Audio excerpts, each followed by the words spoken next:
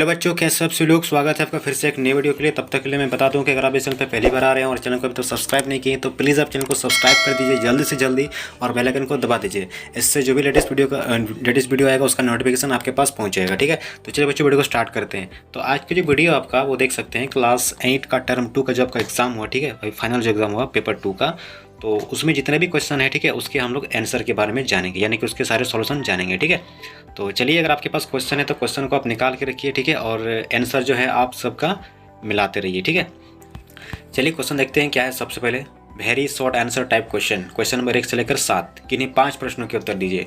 Marks कितना है 5 × 2, ठीक है, यानी कि 5 दूनी 10, 2 नंबर करके आपको मिलेगा। ठीक है, चलिए सबसे पहला क्वेश्चन क्या है, सल्फ्यूरिक अम्ल का सूत्र क्या होता है। तो सल्फ्यूरिक अम्ल का सूत्र क्या होता है, सल्फ्यूरिक अम्ल का सूत्र होता है H2SO4। ठीक है, लिख लीजिए क्या होता है H2SO4। सल्फ्यूरिक अम्ल का सूत्र हो गया आपका H2SO4। ठीक है, नोट कीजिए इसको। चलिए आगे बढ़ते हैं। पटाखों में किस धातु का उपयोग होता है। ठीक है, तो देखिए ऐसे तो पटाखों में जो है बहुत सारे धातु का उपयोग होता है। आपका सभी धातु का जो है अपना अलग अलग काम है, उसके हिसाब से उपयोग होता है। ठीक है, तो उसमें से कुछ धातु का नाम आपको बता दे रहे, जैसे कि आपका सोडियम हो गया, मैग्नीशियम हो गया, एल्यूमिनियम हो गया। ठीक है, क्या क्या बोले हम, सोडियम हो गया, मैग्नीशियम, एल्यूमिनियम, ठीक है, और क्या होता है आपका लिथियम। ठीक है, इस तरह से जो है बहुत सारे धातु का उपयोग उसमें किया जाता है। ठीक है, तो इसमें से किसी भी आप 2 धातु का नाम लिख दीजिए, हो जाएगा काम। ठीक है, चलिए बल का एसआई मात्रक क्या है। तो बल का एसआई मात्रक जो है आपका वो न्यूटन होता है। क्या होता है, बल का एसआई मात्रक न्यूटन, इसको लिखते हैं एन से, कैपिटल एन। ठीक है, चलिए उसके बाद क्या है आपका नेक्स्ट क्वेश्चन 4 नंबर में, प्रथम पूर्ण संश्लेषित रेशा का नाम लिखिए। ठीक है, तो प्रथम पूर्ण संश्लेषित रेशा का जो नाम है आपका वो नाइलॉन है। क्या नाम है, नाइलॉन। ठीक है, इसका जो आंसर होता है आपका वो हो जाएगा नाइलॉन। ठीक है, चलिए आगे देखिए, सौरमंडल का सबसे बड़ा ग्रह कौन सा है। तो सौरमंडल का सबसे बड़ा ग्रह जो है आपका वो क्या है, तो बृहस्पति ग्रह है। ठीक है, यानी कि जुपिटर। नोट कीजिए इसको भी। एलपीजी का पूर्ण रूप क्या है। तो एलपीजी का पूर्ण रूप जो होता है आपका वो होता है लिक्विफाइड पेट्रोलियम गैस। क्या होता है, लिक्विफाइड पेट्रोलियम गैस। ठीक है, चलिए 7 नंबर क्वेश्चन, ज्वाला में कितने क्षेत्र होते हैं। तो ज्वाला में कितने क्षेत्र होते हैं। तो ज्वाला में आपका मुख्य रूप से 3 क्षेत्र होते हैं। ठीक है, इसका आंसर कितना हो गया 3। चलिए किण्वन की खोज किसने की। तो किण्वन की खोज जो की थी आपने, वो जो साइंटिस्ट है, ठीक है, उसका नाम क्या था, उसका नाम था लुइस पोस्चर। क्या नाम था, लुइस पोस्चर। ठीक है, अगर आप इसका लास्ट में देखते हैं, ठीक है, लास्ट पेज में, तो यहाँ पर जो है आपको इसका आंसर मिल जाएगा। यहाँ पे सबसे लास्ट में यहाँ पर देखिए सबका आंसर जो है यहाँ पर हम लिख के रखें। ठीक है, देखिए 7वां का जो आंसर 8वां नंबर जो आंसर है इसका लुइस पास्चर, ये इसका नाम है। ठीक है, चलिए आगे देखिए उसके बाद अगला क्वेश्चन क्या है। उसके बाद जो क्वेश्चन है आपका, इंसुलिन की कमी से कौन सा रोग होता है। ठीक है, इंसुलिन की जो कमी है, तो इंसुलिन की कमी से जो है आपको रोग होती है, उसका नाम है मधुमेह। मधुमेह यानी कि डायबिटीज जो है आपका होती है। ठीक है, चलिए अगला क्वेश्चन क्या है, कोशिका की खोज किसने की। तो कोशिका की खोज किसने की, तो रॉबर्ट हुक ने की थी और वो 1665 ईस्वी में की थी। ठीक है, चलिए कोई 2 उपाय बताइए जिससे कि हम कागज़ का पुनः उपयोग कर सकते हैं। ठीक है, तो कागज़ का जो है पुनः उपयोग करने के लिए क्या करेंगे। तो कागज़ से हम क्या बनाएंगे, एक ग्रीटिंग कार्ड बनवा सकते हैं, प्लस जो है सब्जी को फूड को पैकेज करने के लिए जो है हम लोग प्लास्टिक क्या बोलते हैं, कागज़ का हम लोग बैग का जो है यूज कर सकते हैं। ठीक है ना, तो यहाँ पर देखिए लास्ट में लिखा हुआ है, ये देखिए ग्रीटिंग कार्ड बना करके हम कर सकते हैं। ठीक है, यानी कि शुभकामना जो कार्ड होती है उसको बना करके हम कागज़ का रीयूज़ कर सकते हैं, प्लस पेपर बैग बना के, एंड प्लस वेजिटेबल पैक करने में, यानी कि सब्जियों को जो है पैक करने में हम इसको बना सकते हैं। ठीक है, चलिए उसके बाद अगला क्वेश्चन क्या है देखते हैं। अगला क्वेश्चन है आपका कि वनोन्मूलन के 2 कारण लिखिए। ठीक है, तो वनोन्मूलन यानी कि वन की कटाई। ठीक है, तो इसका 2 कारण बताना है। तो वन की कटाई किस लिए होता है, तो वनोन्मूलन यानी कि डिफॉरेस्टेशन। ठीक है, तो वन की पेड़ की कटाई। ठीक है, तो वनोन्मूलन का कारण एक आपका हो गया पेड़ की कटाई, और दूसरा में है पशुओं का चरना। ठीक है, ये आपका जो है वनोन्मूलन का कुछ आपका कारण है। ठीक है, यानी कि जिसके कारण जो है वन की कटाई होती है। ठीक है, चलिए अगला क्वेश्चन क्या है। उसके बाद जो अगला क्वेश्चन है आपका कि जीवाणु के कारण होने वाली 2 बीमारी का नाम लिखे। तो जीवाणु के कारण जो होने वाला बीमारी है वो आपका एक होता है आपका हेजा एंड यानी कि कॉलेरा, और दूसरा क्या होता है आपका डिप्थीरिया। ठीक है, ये आपका कुछ बीमारी का नाम है। ठीक है, दूध से दही बनने में किस सूक्ष्मजीव का उपयोग किया जाता है। ठीक है, तो दूध से जो है दही बनने में जो है लैक्टोबैसिलस नाम का जो जीवाणु है, ठीक है, उसका उपयोग जो है किया जाता है। ठीक है, चलिए ये कितना नंबर था आपका, क्वेश्चन नंबर 14। 15 में देखते हैं क्या है। धातु के दो भौतिक एवं 2 रासायनिक गुणों का वर्णन कीजिए। ठीक है, तो देखिए यहाँ पर जो है आंसर आपको मिल जाएगा। यहाँ पे देख सकते हैं धातु के गुण में जो भौतिक गुण है, ठीक है, तो धातु के भौतिक गुण में जो है आपका कि धातु आघातवर्ध होती है, एंड दूसरी जो है धातु में चमक होती है।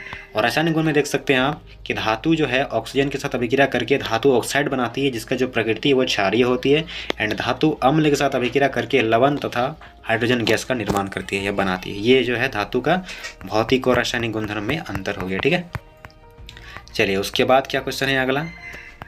अगला क्वेश्चन आपका है क्वेश्चन नंबर कितना 16 नंबर में, ईंधन क्या है और आदर्श ईंधन के किसी दो गुण लिखिए। ठीक है, तो देखिए ईंधन क्या है, यहाँ पे देखिए ईंधन, देखिए ऐसी पदार्थ जो ऑक्सीजन के साथ संयोग करके काफ़ी ऊष्मा उत्पन्न करती है उसे हम ईंधन कहते हैं। ठीक है, और आदर्श ईंधन के बारे में बात करें तो आदर्श ईंधन के दो गुण यहाँ पे दिया हुआ है कि इसका जो है ज्वलन ताप बहुत कम होता है, यानी कि ये जल्दी से जल जाएगा, एंड इसका ऊष्मीय मान अधिक होती है, यानी कि बहुत कम मात्रा में जो है ये ज़्यादा ऊष्मा देती है। ठीक है, ये आपका इसका आंसर हो गया। चलिए क्वेश्चन नंबर कितना हो गया 16 हो गया। 17 में देखते हैं, आप कैसे दर्शाएंगे कि श्वेत प्रकाश 7 रंग का मिश्रण होता है। ठीक है, तो ये वाला जो है हम लाइट चैप्टर का वीडियो में भी आपको हम बता दिए कि श्वेत प्रकाश को जो है 7 रंग होती है, इसको जो कैसे हम करेंगे। ठीक है, प्रिज्म के द्वारा प्रकाश गुजार के। ठीक है, तो देखिए यहाँ पर क्या है, हमें सूर्य के प्रकाश को एक प्रिज्म से प्रवाहित करेंगे। ठीक है, तो सफ़ेद रंग जो है वो 7 रंग में विभाजित हो जाती है, और इन 7 रंगों को जो है हम दीवार पर या किसी पर्दे पर हम देख सकते हैं। ठीक है, और इसके लिए जो है आपका वो क्या है विबजियोर। ठीक है, इसका जो एक प्रकाश चैप्टर का जो वीडियो बनाए थे जिसमें हम बताए थे, ठीक है, इंपॉर्टेंट क्वेश्चन, तो उसमें भी जो है इसके बारे में डिस्कस हम कर लिए। ठीक है, तो उसको आगे देख लीजिएगा। ठीक है, अच्छा समझ में आ जाएगा। ठीक है, चलिए अगला क्वेश्चन क्या है 18 नंबर में। क्वेश्चन नंबर 18 में है कि एडम्स एप्पल क्या है। ठीक है, तो देखिए इसका आंसर क्या मिलता है आपको यहाँ पे, एडम्स एप्पल क्या है। ठीक है, तो देखिए हमारे गले में एक उभरे हुए भाग रहता है। ठीक है, हमारे गले में क्या होता है, उभरे हुए भाग रहता है, उस उभरे हुए भाग को क्या कहते हैं, एडम्स एप्पल कहते हैं, और इसे हम लैरिंक्स भी कहते हैं, एंड इसे स्वर यंत्र भी कहते हैं, और यह आदमियों में जो है आपको ज़्यादातर पाया जाता है। ठीक है, चलिए अगला क्वेश्चन क्या है आपका 19 नंबर। ठीक है, कायांतरण क्या है। ठीक है, देखते हैं कायांतरण क्या बताया जा रहा है यहाँ पे।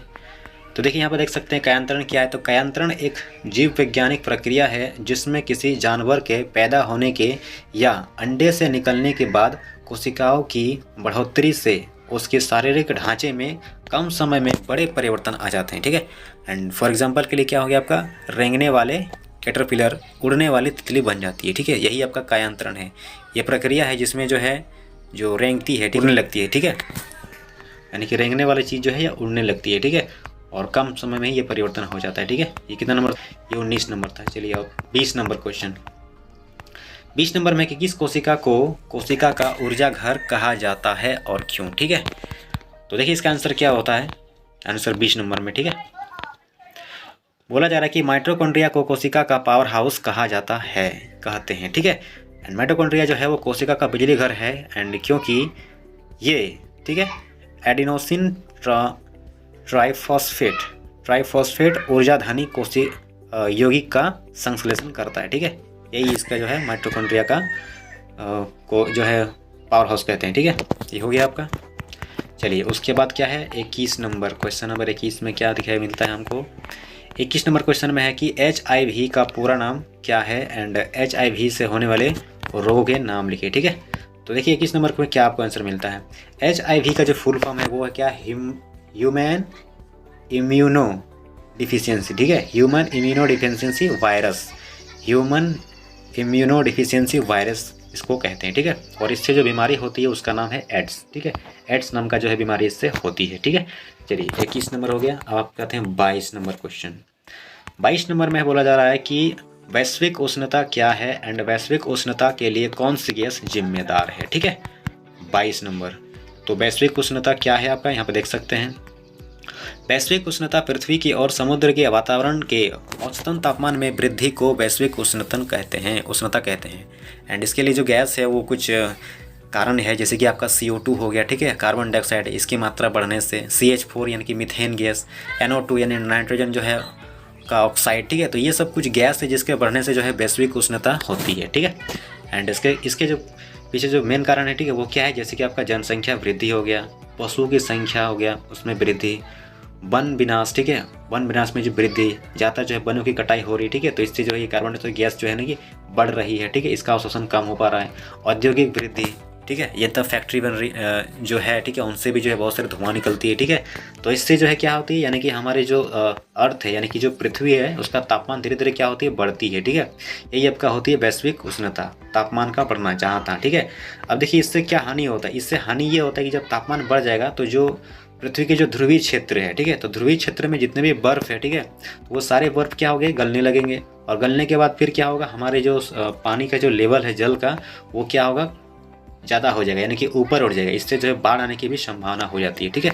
ये आपका 22 नंबर का क्वेश्चन का आंसर हो गया। चलिए 23 नंबर में क्या देखते हैं, विद्युत लेपन दर्शाने वाले सरल परिपथ का नामांकन चित्र बनाइए, ठीक है। तो देखिए विद्युत लेपन बनाने के लिए जो चित्र है आपका, वो देख सकते हैं यहाँ पर, ये आपका दिया है। ये एक कंटेनर हो गया आपका, और इसमें आपका दो एक तरफ धातु है, एक किसी भी दूसरे, मान लीजिए मैग्नीशियम का धातु है, जो वस्तु दिखा रहा है आपको, ठीक है। यहाँ से दो तार जुड़ा हुआ है, बीच में एक जो बैटरी लगा हुआ है, ठीक है। ये क्या हो गया, एक यहाँ पर एक बैटरी लगा हुआ है आपका, ये एक धातु हो गया, ठीक है, और ये एक कॉपर धातु हो गया, ठीक है। और ये पूरा जो है ये क्या है, एक आपका कंटेनर है, जिसमें आपको जो लिक्विड है, इसमें आपका कॉपर सल्फेट का सॉल्यूशन इसमें रखा हुआ है, ठीक है। जैसे ही इसमें हम लोग करंट पास करते हैं, ठीक है, यानी कि जैसे विद्युत धारा इसमें प्रवाहित होगा, तो विद्युत धारा प्रवाहित होने से क्या होती है कि इसका कॉपर सल्फेट का जो है उसमें ब्रेकिंग होगा, यानी कॉपर और सल्फेट, ठीक है, एक कॉपर में और एक सल्फेट में जो है टूट जाएगा, ठीक है। यहाँ पे देख सकते हैं कि ये जो ये वाला है, ये जो धातु है, ठीक है, ये धातु, तो ये जो है बैटरी का जो है नेगेटिव टर्मिनल में जुड़ा हुआ है, ठीक है। एंड इसीलिए ये वाला जो कॉपर है ये पॉजिटिव है, तो ये पॉजिटिव किस में जाएगा, तो ये नेगेटिव प्लेट में जाएगा। और ये प्लेट जो है ये बैटरी का पॉजिटिव टर्मिनल के साथ जुड़ा हुआ है। देयरफॉर जो सल्फेट है वो नेगेटिव आयन है, तो नेगेटिव आयन जो है ना वो पॉजिटिव, यानी कि कॉपर में क्या होगा, आपका कॉपर में आकर के चिपक जाएगा, ठीक है। तो इस तरह से क्या है यहाँ पर, जैसे कि जो वस्तु यहाँ पर दिखा रहे हैं, ठीक है, यहाँ पर जैसे कि मान लीजिए मैग्नीशियम का धातु लिए, ठीक है, तो जितना भी कॉपर आएगा वो सब इस मैग्नीशियम के ऊपर में क्या होगा, चिपकने लग जाएगा, ठीक है। और इस तरह से जो है इसमें इसका लेयरिंग हो जाएगा, ठीक है। ये इसका फोटो हो गया, ठीक है। 23 नंबर क्वेश्चन का हो गया। चलिए क्वेश्चन नंबर 24 में क्या है, पादप और जंतु कोशिका में अंतर, ठीक है। तो पादप और जंतु कोशिका में कुछ आपका अंतर यहाँ पर देख सकते हैं, यहाँ पर मिल जाएगा आपको। पादप कोशिका क्या है, तो तारक काय इसमें जो है अनुपस्थित रहता है, और जंतु कोशिका में क्या होती है, तो तारक काय उपस्थित रहती है, ठीक है। पादप कोशिका में रिक्तिका बड़ी होती है, जंतु कोशिका में रिक्तिका छोटी होती है।